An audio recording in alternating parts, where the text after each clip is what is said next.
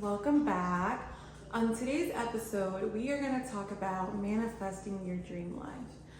And on today's episode, we're going to talk about how manifesting your dream life is actually quite more achievable than one would like to think. I feel like whenever I first thought about manifestation, I looked at it more like a genie, like a magic genie who's going to come in and make all of my wishes come true. But little did I know that manifesting your dream life really just comes from the relationship that you have with faith and with God, and the beliefs that you have in Him and that you also have in yourself. And you truly just have to believe that what you're asking for, what you want, that you're deserving of it, that it is possible to happen, that it's not unachievable. And I am my biggest critic. I am my biggest worrier. I will worry myself and stress myself out of a situation. Like, let me just tell you, I will sit here and think myself to death and be like, what if this happens and what if this doesn't happen? But once I quiet those thoughts and I align with God and what He has in me and the peace that He has given me, and I realize I can do all things through Him if I just have a little bit of faith in Him and a little bit of faith in me, He's gonna work it all out for me. So I want to say I started unmindfully manifesting my dream life when I joined the military. When I joined the military, I just wanted to live and I wanted to leave. I wanted to leave my hometown. I wanted to travel and I wanted to move out while also going to school. I knew that I couldn't do all of those things working at the job. Granted, I was working at a job where that was in my degree field that I went to school for, and it was pretty good money for the time that it was before inflation and everything happened. And I was living with my mom, so I was definitely chilling. I was bringing in the money, but in order for me to move out and go to school and travel, but mainly just move out and go to school, just working that one job just wasn't gonna cut it. And I did serving on the weekends here and there, and I probably could have made it work, but I knew that I didn't want to stay in the area. I knew that I wanted to get out. I knew that there was more to life. So I went to a recruiter. I talked to a recruiter and I told them, I said, hey, I want to join the military. What do I need to do? And the first thing I had to do was lose maybe 10 pounds to be able to qualify to go to boot camp. Boom, did that. The second thing I had to do, the main thing I had to do, was pass the fucking ASVAB. The ASVAB was probably one of the hardest tests for me, because I am not a good standardized test taker. I get very nervous, and it's really hard to study for those tests, especially because your girl was not good at math in high school. I basically skimmed my way through math by the little hairs on my head, and when it came to me actually needing to know it, it was like second grade math that I was having issues. No, I'm just kidding. I digress. Let me not do myself like that. It was probably high school, middle school math that I should have known, but I still wasn't very confident in. And so I basically had to relearn math, and I took that ASVAB maybe 5 or 6 times. It took me from the time that I started to try to get into the military to a year later to finally get a passing score to make it into the military. And I worked after work at my other job. I would study during lunch. I would study. I would work with the recruiter. We would do practice tests. Every day I did not give up. I just kept on going and kept on fighting, because I believed that that was something that God put in my heart to do. I felt like it was something I was supposed to do. So I didn't give up. I didn't stress. I would be upset whenever I would go to take the ASVAB and I didn't get what I wanted, but eventually I just kept saying, in due time it's gonna happen. And in hindsight, looking back, if I would have joined the military when I thought I wanted to, it probably wouldn't have worked out the way that it did. And so I'm very, very grateful for that. But I didn't give up. And it finally happened. Fast forward to 4 years later, I've been in the military and I'm ready for a change, and I want to go back to school. And I've moved around all these places. But when I was first out of boot camp in the military, I was stationed in Miami, and I fell in love with Florida. Not just Miami, but I fell in love with Florida, like a girl coming from a small town, Mobile, Alabama. Mobile, we love her. She's that girl. But moving away and seeing other places and seeing other things and seeing other just personalities and points of views and just people out here living their life just unbothered, nobody knows who you are, just really a place to just start over, and it's beautiful. and I fell in love with Florida. And then after a while, I got stationed in New Orleans. You know, that was a whole nother situation. I didn't want to leave Florida, but I told myself no matter what I was gonna do, I was gonna get myself back to Florida some way, somehow.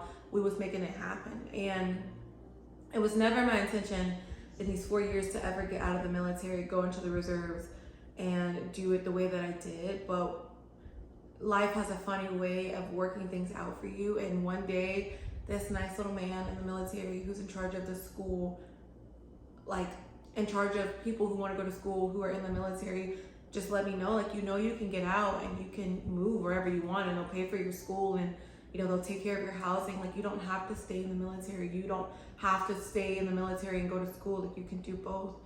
And I was like, what do you mean? That sounds like it's giving Uncle Sam is not going to be okay with this. And he told me, and I was like, okay. So I just started. At first, I was going to move to Texas, started taking some classes at one of the community colleges in Texas. And then I just had an epiphany one day, and I was like, bitch, I was like, you can go back to Florida. If you have the chance right now to move anywhere you want, move to Florida. They're gonna pay you to move to Florida. Like, well, they're gonna pay for your schooling in Florida and everything else. So like, take that risk. And it is scary to get out of the military and go back into the civilian world.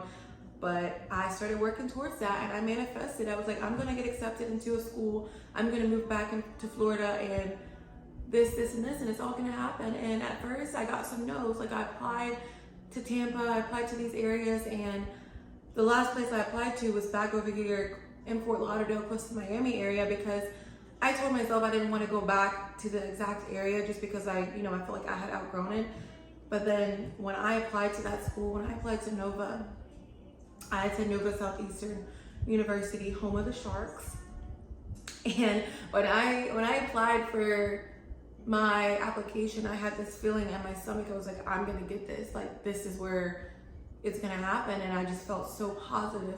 And when I made the decision to even go back to Florida, I felt like it was just such a moving moment. Like, when I joined the military, I had that feeling. When I decided to go to Florida, I had that feeling. And I feel like that's God working in ways and showing you and telling you, like, do it. Like, this is what you're supposed to be doing. Even if you even have a doubt in your mind, if you feel any kind of peace about the situation, and if God is working it all out in your favor, trust and believe, like, that's what you're supposed to do. And I did it, and I got accepted into Nova, started preparing to transition from active duty to reserves. And 7 months to 6 months after I made my decision to move to Florida, I was in Florida, and here I am now in Florida, and I'm living my dream life. And I'm every single day I journal the life that I want. And I journaled before I got here. I was like, I'm gonna move in this beautiful apartment, and I'm gonna be living by Trader Joe's. Trader Joe's is like 5 minutes from the street. It might not be walking distance, but she's here. I have Publix in my backyard. I can literally walk to Publix. That is a luxury that nobody talks about enough. Like, being able to walk to the grocery store. Come on now. But I journaled everything. I was like, I'm gonna have this, and I'm gonna have this and this and this, and everything came to pass. And it might not have been exactly like that, but for the most part, it came to pass. And now I journal and I say, like, thank you, God, for this freedom. Thank you, God, for this yoga class, this mindful meditation, for this Pilates class, and me sitting by the water. And this was before I ever even started to do any of this stuff. And then lo and behold, a few weeks later, I decided to sign up for this thing called ClassPass, which is amazing. If you've never tried it, ClassPass is awesome. It's basically this app where you can pay like $50 to $80 a month, and you can basically try whatever you want. You want to do a spin class, you want to do belly dancing, yoga. Like, you don't have to sign up for just one class. It's really like a bang for your buck. And here I am meditating, going to Pilates in the beaches across the street. And it's like, I don't even realize, even just doing this podcast today, like, I manifested my dream life, and I'm going to continue to manifest my dream life, and I'm going to continue to fight for me, because guess what? If you don't, nobody else is going to do that for you. And I know it seems silly, like, oh, it's just silly little things here and there, but your voice and your tongue has power. And if you sit there and you second guess everything that you're going to do, and I'm a victim. I am guilty. I do it a lot, and I'm really trying to train my mind, because I can't come on here and tell you guys the magic secret that I did if I didn't practice it myself. So I'm really trying to be mindful about that and be real and raw and honest. It's not easy to train your mind from thinking one way to another, but it is worth it, because if you don't train your mind, you are going to constantly stay in that rabbit hole of just where you are, because you just don't think that there's more. You don't think that it's achievable for you. And it is absolutely achievable for anybody, anything you put your mind to. And so I say this to say, invest in yourself, manifest that life. You go in that mirror and you tell yourself, hey queen, I love you, thank you for this. You basically just thank God for things that hasn't happened yet, because you know that it's going to happen. You know that he's going to bless you with it, and you just believe in what you say, and you keep practicing every day. You walk around every day like it's already worked out, like it's already happened. And it's easier said than done, but I tell you what, doing that is so much easier than the alternative, which is thinking that it's never going to work out, thinking that, woe is me. Like, it's 2024. We got to take charge of our mind. We got to take charge of our peace. We got to break this pattern of thinking. Like, it's definitely the time to create wealth for yourself. It's definitely the time to invest in yourself. Maybe start a business, maybe start a side hustle, because with the way things are going right now, we don't know what's going to happen in 10 years. So the smartest thing that you can do is invest in yourself, and just know that you are worth it, and that God is going to carry you. He's got you, and he's going to take you wherever you need to be, and you don't need to worry. You don't need to worry. A little hair in your beautiful little head, mamas. Like, do not worry, because God has you, and he's going to take care of you. And in the process of manifesting your dream life, be prepared to shed that old way of thinking, to shed that old way of being, to go to war with those thoughts in your head, because you can't go to war. You can't manifest your dream life and still think the way that you used to think. You can't manifest your dream life and still be the way that you were before, or hang around the same people that you did before. Manifesting your dream life is leveling up in all of the ways, and it's such a beautiful thing, but it's also a heartbreaking thing, because you have to let go of so many things that you're used to. But I promise you, it's worth it. And if you just keep fighting and keep believing in yourself, it will all work out for you, beautiful.